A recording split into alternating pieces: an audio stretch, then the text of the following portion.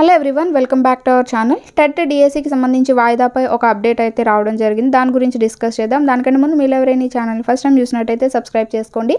పక్కనే ఉన్న bell icon పైన కూడా క్లిక్ చేసినట్టయితే మీకు ఏ వీడియో అయినా నోటిఫికేషన్ కింద రావడం జరుగుతుంది.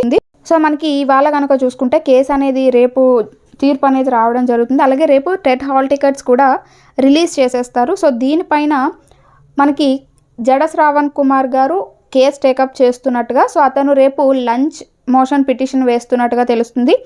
అంటే అత్యవసర విచారణ కొరకు మార్నింగ్ పిటిషన్ వేసి మధ్యాహ్నం విచారణ జరుపుతారు. మధ్యాహ్నం విచారణ అనేది జరుగుతుంది, అత్యవసర విచారణ అనేది జరుగుతుంది.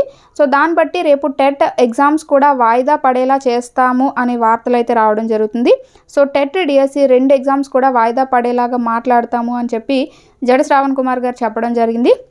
సో దీన్ని బట్టి రేపు కోర్టులో ఏం జరుగుతుంది, ఓన్లీ డిఎస్సి వాయిదా పడుతుందా లేదా అత్యవసర విచారణ జరుగుతుందా లేదా అనేది తెలియాలి అంటే మనం రేపటి వరకు అయితే వేచి చూడాలి.